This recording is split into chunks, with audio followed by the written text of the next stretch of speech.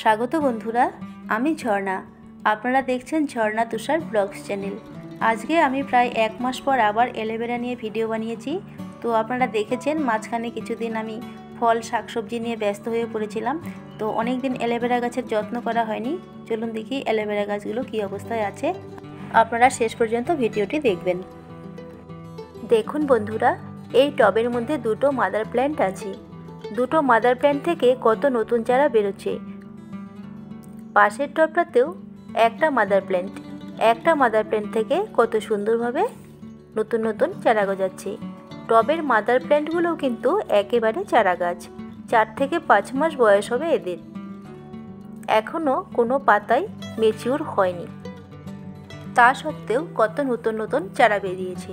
চলুন বন্ধুরা, তাহলে দেখে নেওয়া যাক আমি কিভাবে অ্যালোভেরা চারার যত্ন করি।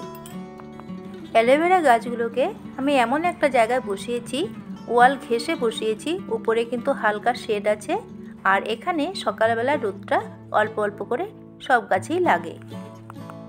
আমার অ্যালোভেরা গাছের প্রত্যেকটা টবে প্রচুর চারা হয়।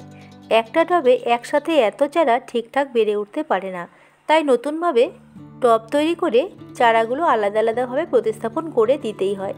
এইভাবে মাত্র একটা টব থেকে গত 2 বছরে এতগুলো অ্যালোভেরা গাছ হয়ে গেছে। আরও কিছু কিছু চারার প্রতিস্থাপনের সময় হয়ে এলো। গ্রীষ্মকাল, বর্ষাকাল, এমনকি শীতকাল, সবসময়ই এই গাছগুলো থেকে নতুন চারা হতেই থাকে। কী এমন যত্নে রাখি গাছগুলোকে, চলুন দেখে নিই। কোনো টবে হয়তো নতুন চারা বেরোচ্ছে, আবার কোনো টবে হয়তো পাতা মাটিতে লেগে লেগে সেই পাতা পচে যাচ্ছে, আবার কোনো টবে হয়তো মাটি কমে গেছে। তো ভালোভাবে লক্ষ্য রেখে রেখে বা দেখে শুনে এই গাছগুলোকে যত্ন করে দিতে হয়। এই টবটার মধ্যে একদিকে দুটো বড় বড় মাদার গাছ আছে, অন্যদিকে কিন্তু ছোট ছোট অনেক চারা বেরোচ্ছে।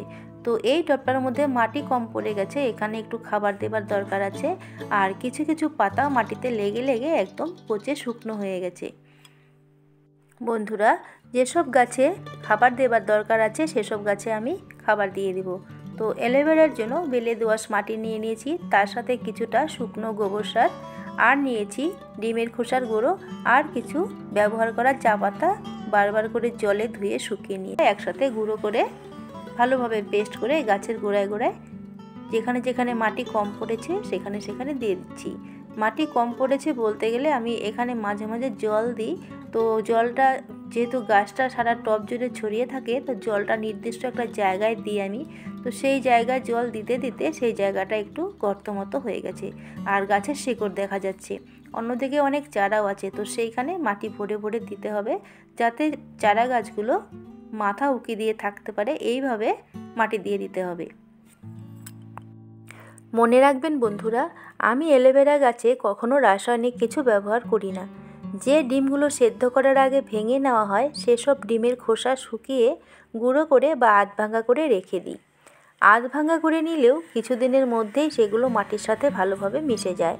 আর স্টোর করে রাখি বলে রোদে শুকিয়ে নিই, না হলে সেগুলো স্টোর করে রাখতে রাখতে গন্ধ হয়ে যাবে বা পোকা লেগে যাবে। আর ব্যবহার করা চা পাতা শুকিয়ে নিয়ে মাটির সাথে মেশাই। বেলে দোআঁশ মাটির প্রয়োজন, তো বেলে দোআঁশ মাটি না থাকলে সাধারণ মাটির সাথে অল্প বালি মিশিয়ে নিতে হয়। আর কলার খোসা শুকিয়ে নিয়ে মাটিতে টুকরো টুকরো করে মেশাই। অনেক সময় শুকনো কলার খোসা জলে ভিজিয়ে রেখে সেই জলটা অ্যালোভেরার গোড়ায় দিয়ে দিই। আমি যে উপাদানগুলির কথা বললাম, এই সবগুলোই অ্যালোভেরার জন্য একেবারে পারফেক্ট, কারণ এসবের মধ্যে আছে প্রচুর পরিমাণে নাইট্রোজেন, ফসফরাস, পটাশিয়াম, ক্যালসিয়াম, যেগুলো নাকি অ্যালোভেরাকে হেলদি হতে আর নতুন চারা গজাতে সাহায্য করবে। কিন্তু এই উপাদানগুলো সঠিকভাবে ব্যবহার করতে জানতে হবে। এই গাছ যেমন সরাসরি রোদের তাপমাত্রায় বসানো যাবে না, গাছপাতা এসব নেড়ে চেড়ে ঘাটানো যাবে না, একটি নির্দিষ্ট জায়গায় বসিয়ে রাখতে হবে। তবে ড্রেন সিস্টেমটা ঠিকঠাক রাখতে হবে। আর পাকা কলার খোসা বা আলু সবজির খোসা সরাসরি এই গাছের গোড়ায় কখনোই দেওয়া যাবে না, তাহলে কিন্তু গাছের গোড়ায় পোকা লাগবে বা গাছের গোড়ায় পচন ধরবে। সবশেষে এটাই দাঁড়ালো যে টবে ড্রেন সিস্টেম বজায় রেখে উপাদানগুলো মাটির সাথে ভালোভাবে মিশিয়ে একটা হেলদি চারা বসাতে হবে।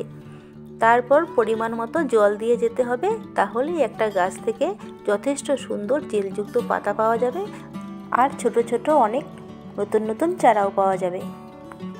এই টবটার মধ্যেও কিছু মাটির প্রয়োজন আছে, তো আমি আগের উপাদানগুলো আবার মিশিয়ে নিচ্ছি। বালিযুক্ত মাটি, শুকনো গোবর, ব্যবহার করা চা পাতা আর কিছু ডিমের খোসা এখানে ভালোভাবে মিশিয়ে নিয়ে গাছের গোড়াতে দিয়ে দেব।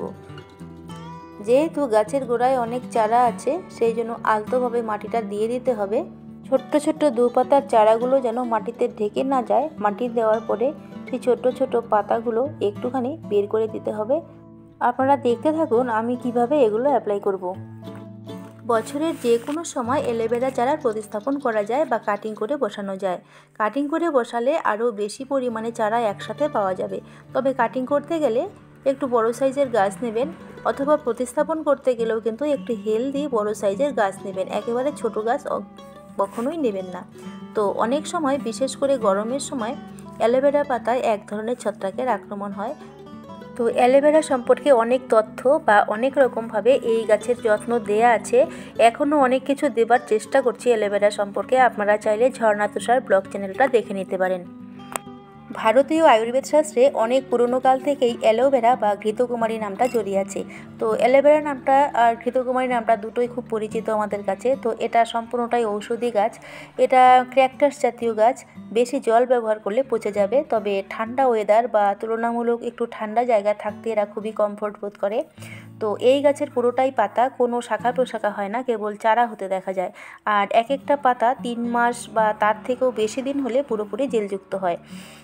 পুরোপুরি ম্যাচিউর পাতার জেল সাদা রঙের বরফের টুকরের মতো শক্ত বা জমাট বাঁধা অবস্থায় থাকে, কিন্তু অপরিণত পাতার জেল কিছুটা জলের মতো থাকে।